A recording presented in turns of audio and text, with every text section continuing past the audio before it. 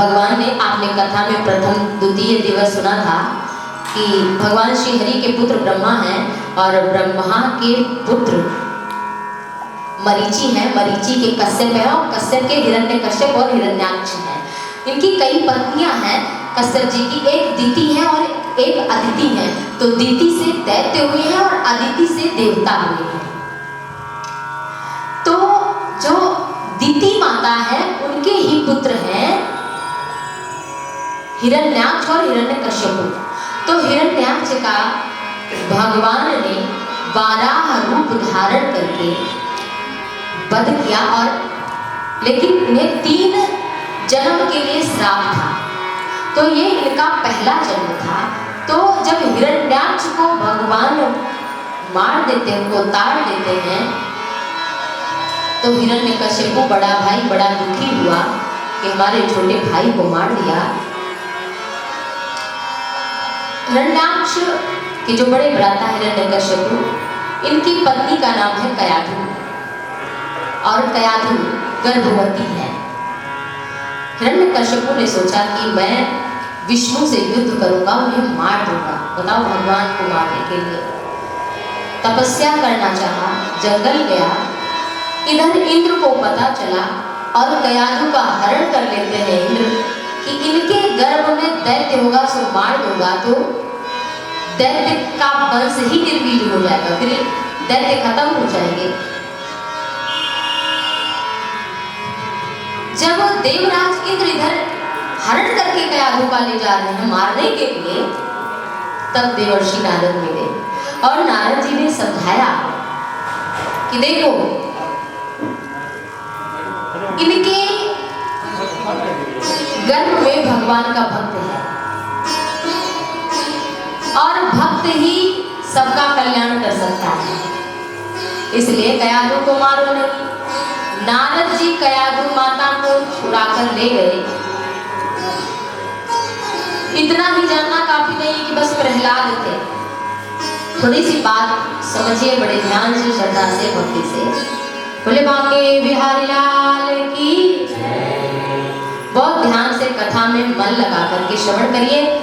और जो लोग अभी बाद में आ रहे हैं कथा में, वो जहां पे आए वहीं बैठ जाएं, और जब कथा पूर्ण हो या अभी उत्सव होगा, कृष्ण जन्म होगा, तब आप अपना श्रद्धा भक्ति भाव चढ़ाइए। या तो कथा से पूर्व आइए, और या तो फिर कथा में उत्सव हो या विश्राम के समय, इससे कथा में थोड़ा सा विघ्न होता है। आपका श्रद्धा भगवान को और बढ़ेगी, आपकी आतुरता, आपका प्रेम की भगवान की प्रतीक्षा में कि मेरा भक्त कुछ लेकर आया है। तो संतों ने किसका कल्याण नहीं किया, तो कयाधु को लेकर के गए और नवधा भक्ति का उपदेश किया कयाधु को। और गर्भ में है प्रहलाद जी। प्रहलाद जी को गर्भ में ही नवधा भक्ति मिल गई, गर्भ में। इसका मतलब क्या, माँ जो सोचेगी, जैसा बोलेगी, जैसा खाएगी, वैसा ही बालक बन जाएगा। और इधर हिरण्यकश्यप ने तपस्या किया, और जब ब्रह्मा जी आए तो उनसे वर क्या मांगता है, ना अस्त्र से मरूं, ना शस्त्र से मरूं, ना धरती में मरूं, ना आकाश में मरूं, ना दिन में मरूं, ना रात में मरूं, ना जल में मरूं, ना थल में मरूं, ऐसा वरदान। ब्रह्मा जी ने कहा बड़ा चतुर है, अब इतनी तपस्या किया है तो वर देना ही पड़ेगा। ब्रह्मा जी ने कहा ऐसा ही हो। यहाँ तक ब्रह्मा की बनाई सृष्टि में मैं किसी से मरूंगी ना। ब्रह्मा जी ने कहा ठीक है भाई, हमारी सृष्टि में जो बने उनसे ना मरो, कोई बात नहीं, चलो यही हो। अब हिरण्यकश्यप को वर पा गया, और इधर कयाधु माता भी घर आ गई हैं, और उनसे प्रहलाद का जन्म हुआ। प्रहलाद जी 4 भाई हैं, लेकिन हैं सबसे छोटे, लेकिन गुणों में सबसे बड़े हैं। उम्र में सबसे छोटे, लेकिन गुणों में, ज्ञान में सबसे बड़े थे। प्रहलाद जी तो गर्भ में ही भगवान का सारा कुछ प्राप्त करके आए हैं, और जब बाहर आए, स्कूल में नाम लिखाया। संडामर्क शुक्राचार्य जी के पुत्र है संड अमर्क। तो हिरण्यकश्यप को विश्वविद्यालय का निर्माण कराया, उसी में नाम लिखा दिया बेटे का। लेकिन प्रहलाद जी पढ़ते क्या हैं, बालकों को शिक्षा क्या देते हैं, दिव्य गुरु जी जो पढ़ाते हैं वो सुन लेते हैं, लेकिन बालकों को शिक्षा देते हैं। कौमार आचरित प्राज्ञ धर्मान भागवतानि दुर्लभम मानुषम जन्म तदप्यम ध्रुवमदर्थम। क्या सुनाते हैं प्रहलाद जी? कौमार आचरित प्राज्ञ कि ये जो मानव जीवन है, देहिनो अस्मिन् था देहे कौमारम यौवनम जरा, अर्थात जो हम सबका जीवन है ये बाल्यकाल में और जवानी में, बुढ़ापे में, प्रौढ़ावस्था में ही बीत जाता, कुछ पता नहीं चलता। तो घर में इस शरीर रूपी घर में आग लगे उससे पहले भजन का कुआं खोद लेना चाहिए। आग घर में लगे फिर कहे भैया हम चल रहे कुआं को खुदवाने, फिर बताओ किस काम का, तब तक तो घर जल के राख हो जाएगा। ऐसे ही जब तक शरीर स्वस्थ है, जब तक युवावस्था है, बैठने उठने की क्षमता है, उससे पहले सत्कर्म कर लो, क्योंकि बाद का कोई भरोसा नहीं। ऐसा प्रहलाद जी कह रहे हैं कि भजन का कुआं पहले ही खोद लो, किस समय बुलावा आ जाए पता नहीं। हिरण्यकशिपु ने सोचा चलो बेटे को पूछते हैं कि क्या पढ़ के आया है। जब स्कूल गए पूछने तो कहा सबसे बढ़िया बात जो लगी वो बताओ। तो कहा कि सत हरि भजन जगत सब सपना। पिताश्री सबसे बड़ी बात मैंने यही जानी कि सब छोड़कर भगवान श्री हरि विष्णु का भजन करो। एक तमाशा लगा, यही पढ़ा तुमने? अरे तू कैसे बबूल के बगीचे में आम का पेड़ बन के पैदा हो गया, माने कि राक्षस मन तो बबूल है, दूसरों को दुख देने वाले हैं, और तू कैसे हरि का भक्त बन गया है। सरडमर्क से कहा कि इनको ठीक से समझाओ। लेकिन जिसने गर्भ में ही भगवान की भक्ति, श्रवणम कीर्तनम स्मरणम विष्णु पाद सेवनम अर्चनम वंदनम दास्यम सख्यमात्म निवेदनम। भक्ति क्या है? श्रवण से सुनो, श्रवणम कीर्तनम कीर्तन करो, स्मरणम भगवान का सुमिरन करो, विष्णु पाद सेवनम भगवान के चरण कमल की सेवा, उनकी पूजा आराधना वंदना करो।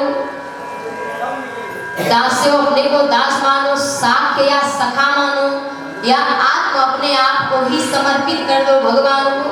ये इस प्रकार की भक्ति का जो उपदेश था वो प्रदान किया। उसके पश्चात फिर कहा कि चलो घर आ गए होंगे। प्रहलाद जी चलो देखिए, हिरण्यकशिपु ने सोचा बुलाओ बेटे को, कहाँ है? सिंहासन पर बैठा है हिरण्यकशिपु। आज माता कयाधु ने सजा धजा करके सुंदर बना दिया है। प्रहलाद जी आ रहे हैं और प्रहलाद जी को छोटे से नन्हे से कुमार में पढ़ के आए हैं। उनको अपनी गोदी में हिरण्यकशिपु ने बैठाया। पुत्र को देखकर बड़ा खुश हुआ, चुंबन लिया और कहा बेटा क्या पढ़कर आए हो? फिर वही बात बताई। कहा हमारे परमात्मा सब जगह है, सब जगह है, यद्यपि बहुत प्रकार से दुख दिया। हिरण्यकशिपु ने हाथी से कुचलवाया, पहाड़ से गिरवाया, नदी में भिगवाया, लेकिन किसी प्रकार से यहाँ तक होली क्यों मनाई जाती है? होलिका बहन थी, उसको ब्रह्मा जी का वर था, एक चुनरी मिली थी, ये दुपट्टा लेकर ओढ़कर बैठ जाए तो आग भी इसको जला नहीं पाएगी, लेकिन और कुछ भी इसके साथ होगा तो जलकर भस्म हो जाएगा। तो यहाँ तक बहन ने, होलिका ने कहा था कि भैया हम आपके कष्ट को दूर कर देंगे और हमें गोदी में इसको लेकर के बैठना है, फिर तो आप आग लगवा देना। लेकिन प्रहलाद की ऐसी दृढ़ भक्ति थी कि जिसके स्वरूप उनकी भक्ति के सामने, उनके विश्वास के सामने अग्नि में होलिका ही जलकर नष्ट हो गई और प्रहलाद जी का तो एक बाल भी नहीं जला। ऐसी है भगवान की भक्ति। बोले सच्चिदानंद भगवान की। आज हिरण्यकशिपु ने पूछा तुम्हारे भगवान कहाँ हैं? तो हरि व्यापक सर्वत्र समाना, अप्रेम ते प्रकट हो मैं जाना। भगवान तो वासो यच्च सर्वत्र, भगवान तो सब जगह हैं, लेकिन हमारे में भाव इतना नहीं हो पा रहा कि भगवान प्रकट हो।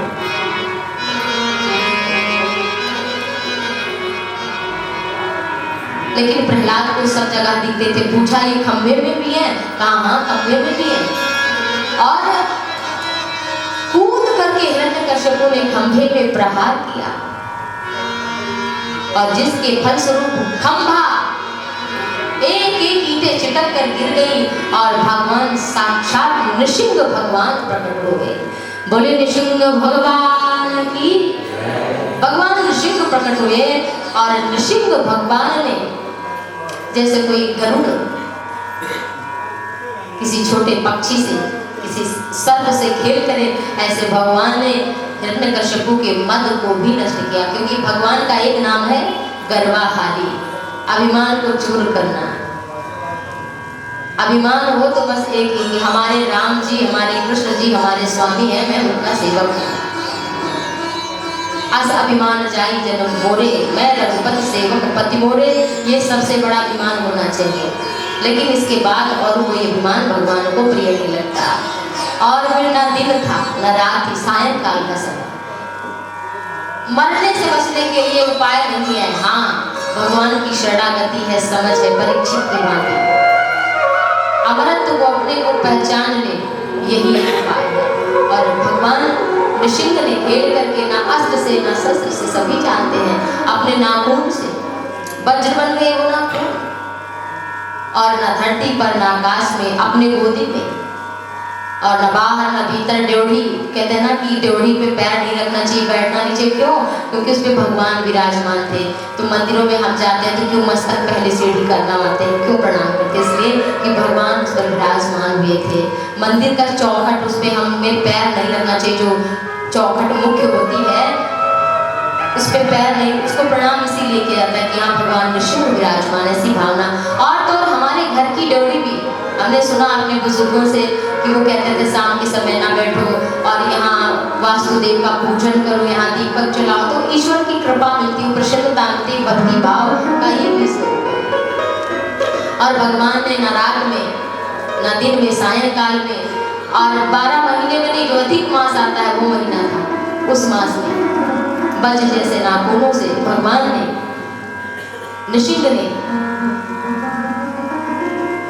पेट को फाड़ दिया और आंतों को निकाल कर भगवान ने इस तरह से उसका स्वरूप, हिरण्यकश्यप का जो इतना मतवाला था, जो इतनी तपस्या वाला था, इतना वैभवशाली था, उसका भी अंत हो गया। अंत तो सभी का होना है, चाहे कोई वैभवशाली हो, चाहे कोई ज्ञानवान हो, चाहे कोई वैराग्यवान हो, चाहे कोई भौतिकवाद में हो, अंत सभी का होना है। लेकिन अंत के पश्चात किसकी क्या गति होगी वो तो उसके कर्मों पर निर्भर होगा। और फिर सब तो डरे हैं, भगवान हुम हुम करके हुंकार कर रहे हैं। देखो कोई ब्रह्मा, शिव जी, प्रभु भोलेनाथ भी नहीं आ रहे हैं और देवी देवता सब खड़े होकर स्तुति कर रहे हैं। तो सबने कहा कि लक्ष्मी जी को बुलाओ, धर्मपत्नी जी को बुलाओ। लक्ष्मी जी आई, इसमें लिखा है साक्षात श्री प्रेषितार देवी दृष्ट्वा तन महदद्भुतम। जब लक्ष्मी जी आई तो भगवान का अद्भुत रूप देखा, क्योंकि वो तो जिनके चरण दबाती थी वो तो भगवान शांताकारक भुजग शयनम थे। लेकिन यहाँ तो भगवान का जो मुख है वो शेर का है और जो गढ़ है वो मनुष्य का। ऐसा रूप न देखा था न सुना था लक्ष्मी जी ने। साक्षात श्री प्रेषिता देवी दृष्ट्वा तन महदद्भुतम, ऐसा रूप भगवान ने देखकर लक्ष्मी जी वहां से भाग गई। फिर ब्रह्मा और शिव जी ने कहा कि यदि भक्त चाहे तो हमारी रक्षा कर सकता। देखो यहाँ पर देवता छोटे पड़ गए भक्त के सामने। ये बहुत बड़ी कथा है, बहुत बड़ी बात है कि भगवान, देवताओं पर भी विपत्ति आती है भाई, इतनी विपत्ति आती है वो भी भगवान की शरण लेते हैं। भगवान तो वैसे ना अश्वत्था ऊर्ध्वमूल मधा शाकं सुप्तम, तो ये गीता के 15वें श्लोक में, 15वें अध्याय में प्रथम श्लोक में पूर्ण रूप से बहुत विस्तार से वर्णन है कि भगवान कौन है, जड़ है, और देवी देवता कौन है, पत्ता है, फूल है, डालियां हैं। तो आपको क्या सींचना है, फूल सींचना, पत्ता सींचना है कि जड़ सींचना है? क्या सींचना चाहेंगे आप? जड़ सींचना चाहेंगे। तो जड़ में, जड़ परमात्मा है। तो अगर आपने राम कृष्ण की, हरि की अगर शरणागति ग्रहण कर ली तो आपकी देवी देवता कुछ बिगाड़ नहीं पाए।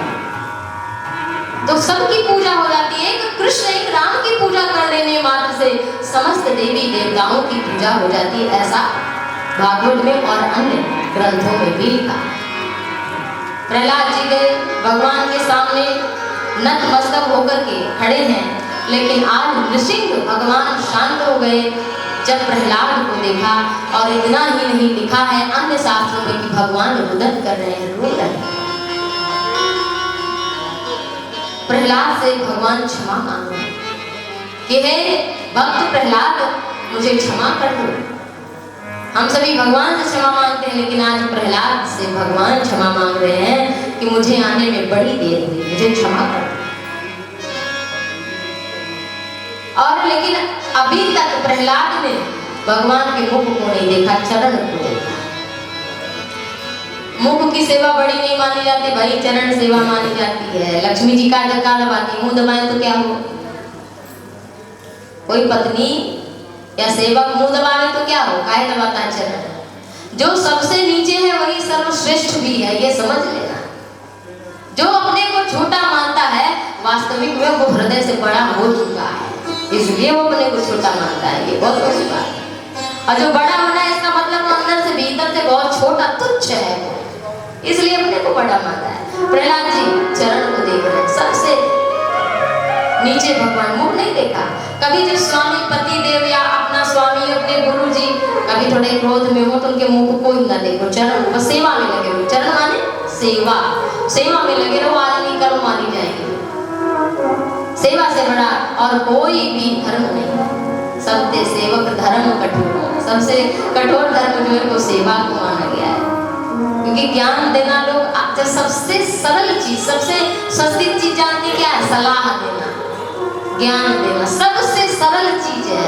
और सबसे कठिन क्या अपने जीवन में उतारना है, सबसे कठिन काम। एक बात भी उतर जाए तो बेड़ा पार हो जाए। कहा कि कुछ मांग लो हमसे, प्रहलाद से। तो प्रहलाद भगवान से क्या मांगते? कहते हमें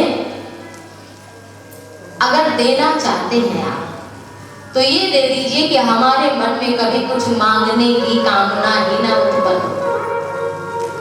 फिर तो वैश्य वृत्ति हो जाएगी, वही हमने कमाया, व्यापार वृत्ति हो जाएगी कि हमने जो किया उसका फल मांग लिया। अच्छा, भगवान को क्या कहते हैं? आत्माराम, माने कि हृदय में बसे हैं। तो जब हृदय में बसे तो उसे पता ना क्या, आप कभी कुछ ना मांगो, लेकिन देखो आपको कैसे कैसे मिलता है। और जो मिला ना उसमें आप इतने परिपूर्ण होंगे, इतने संतुष्ट होंगे कि सामने वाले के पास करोड़ों होंगे, आपके पास 2 रुपया होंगे, लेकिन उसमें आप संतुष्ट होंगे, पूर्ण होंगे, खुश होंगे। लेकिन वो आदमी बड़ा दुखी होगा। तो भगवान ने आपको जो कुछ दिया है ना, वो बिना मांगे दिया। जो आपके पास है वो मांगी हुई चीजें कुछ भी नहीं है। ना आपने वो पत्नी मांगी थी जो आपको मिली, ना पति मांगा था, ना बच्चे जो मांगे थे। आपने कभी कामना की थी कि हमारा ऐसा बेटा हो, ये ऐसे बेटा हो, वैसे हो, या ये घर हो, वैसा घर हो। जो कुछ भी आज हमारे पास है वो बिना मांगे मिला है, बिना मांगे। और जो कुछ मिलने वाला है वो हो सकता है अगर हम मांग ले तो भगवान उतना दे दे, लेकिन अगर ना मांगे तो हो सकता है बहुत कुछ देने वाले हो, लेकिन हम थोड़ी सी चीज।